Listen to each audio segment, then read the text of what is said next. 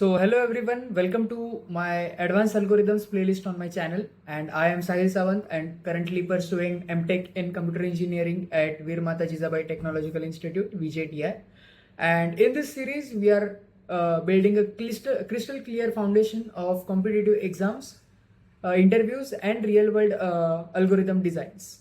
In today's lecture, that is second lecture of advanced algorithm playlist, we will be delving into one of the most important pillars of algorithm analysis. So we'll be starting asymptotic notations, that is big O notation, big omega notation and big theta notation.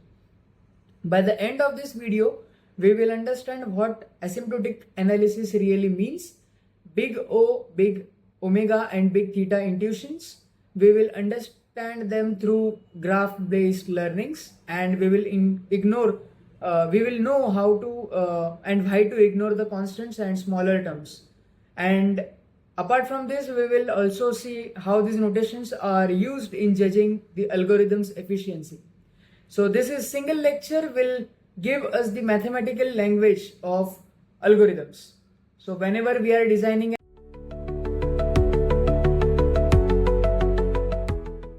the biggest question or the biggest hurdle for the developers or programmers is how fast the algorithm will run and how does it behave when input size becomes extremely large. So instead of measuring time in seconds, which changes from machine to machine, we will measure the growth rate of that particular algorithm. Imagine we are plotting running time versus input size graph. The biggest question or the biggest hurdle for the developers or programmers is input size graph. So we draw one curve for the actual function, that is f of n in this graph. Maybe it can be n square plus 5n plus 10. And we compare it with the another curve, let's say g of n, which may be n square. So now as the n grows, the complex curve of f of n starts looking more of similarly to g of n. So this is the foundation of asymptotic analysis. Focus on the shape of the graph rather than looking into the tiny details of what it shows. So this is why the constants and the lower degree terms don't matter when the value of n tends to infinity or when n tends to become too large. So whenever we are comparing f of n, that is the actual running time, with g of n, which is a simplified function, we can compare the two curves, how the two curves behave in input size graph. So we draw one curve for the actual function, that is f of n in this graph. Maybe it can be n square plus 5n plus 10. And we compare it with the another curve, let's say g of n, which may be n square. So now as the n grows, the complex curve of f of n starts looking more of similarly to g of n. So this is the foundation of asymptotic analysis. Focus on the shape of the graph rather than looking into the tiny details of what it shows. So this is why the constants and the lower degree terms don't matter when the value of n tends to infinity or when n tends to become.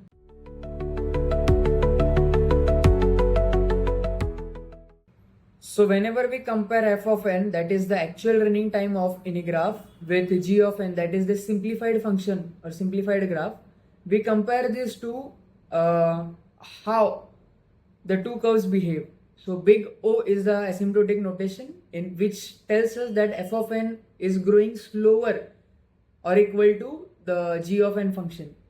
The big omega notation shows that f of n grows faster than or equal to g of n function.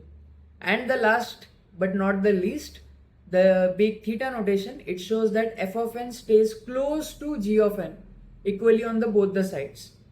So let us break all these three graphs into a more graphical intuition type of explanation.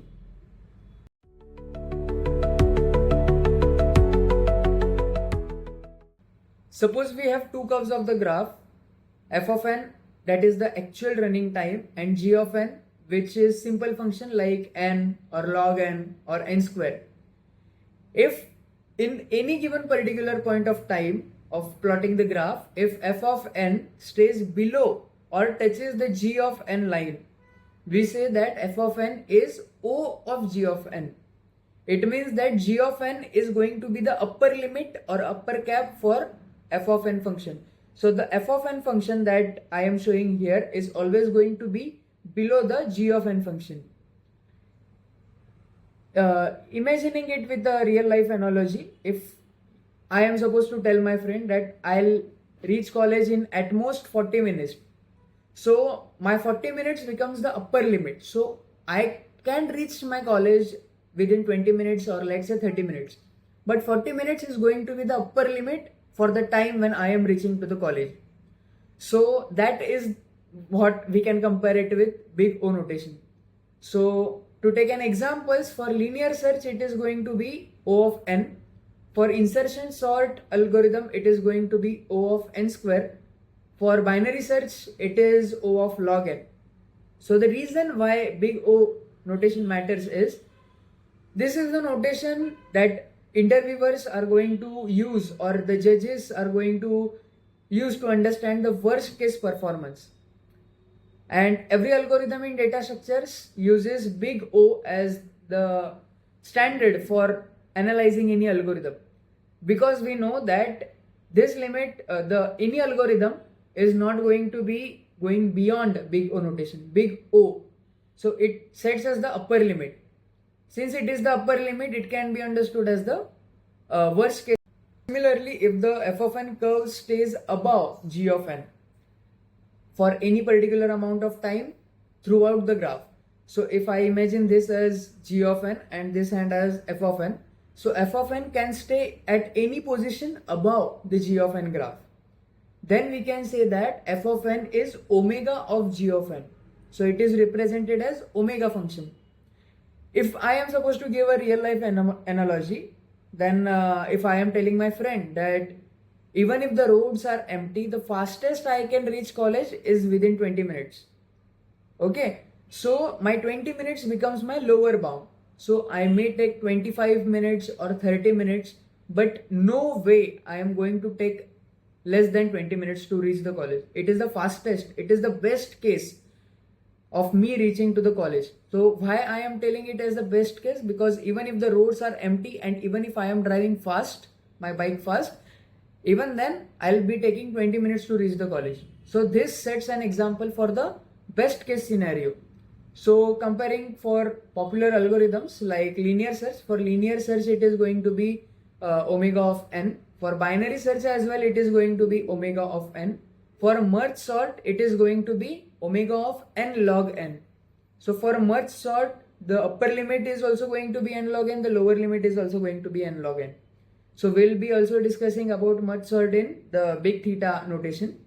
So now understanding why big omega matters. So it helps us understand the best case guarantee of an algorithm and builds us the technical understanding of how the algorithm is going to be performing in the best case scenarios, unlike how the big O notation was performing in the worst case scenarios. Now imagine there are two curves f of n and g of n which overlap closely from both the sides as n grows. So by this we can understand that g of n is upper bound and g of n is also lower bound. Correct? Then we can write it as f of n is theta of g of n. That is, we can plot the exact growth rate of this algorithm. Okay, so if I am supposed to give you a real life analogy, if I say no matter the traffic condition, my travel time is always around 30 minutes. So this 30 minutes is going to be average time that I take to reach the college, similar to the previous two examples I gave, correct? So even if the roads are empty, I will be taking at most, the best case is 20 minutes, and if the roads are crowded and I am driving slow, I might take 40 minutes.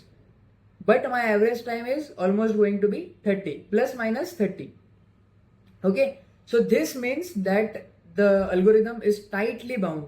That is what is meant by Big-Theta notation. So examples of Big-Theta notation for popular algorithms like for merge sort, it is theta of n log n. For heap operations, it is theta of log n. For searching in AVL trees or red black trees, it is also theta of log n. So why do we need to use big theta notation? Because it gives us the complete picture of the algorithm. If an algorithm is understood as theta of n log n, that's its true complexity. The best case, worst case, average case, all are going to be the n log n complexity only.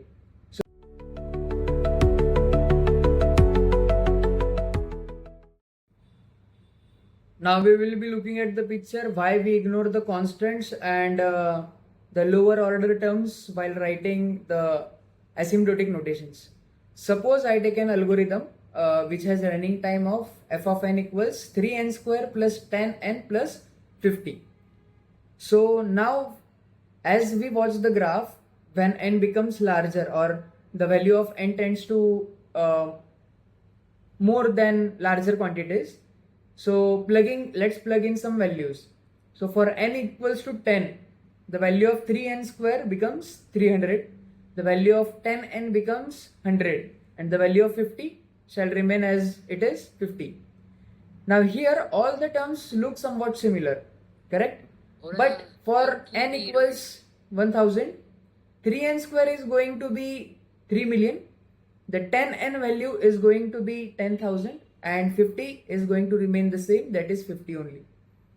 Now when we are comparing 3 million, 10,000 and 50, the n square term seems to be more dominating in the overall graph, and 10n and 50, these two terms or the lower order quantities and the constants, these are almost invisible in front of this n square quantity.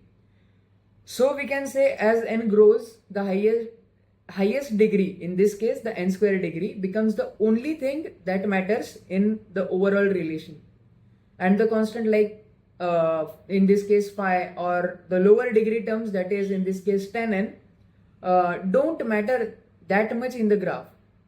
They only stretch the graph slightly. So when we simplify f of n equals 3n square plus 10n plus 50, the n square is the quantity that dominates the overall equation.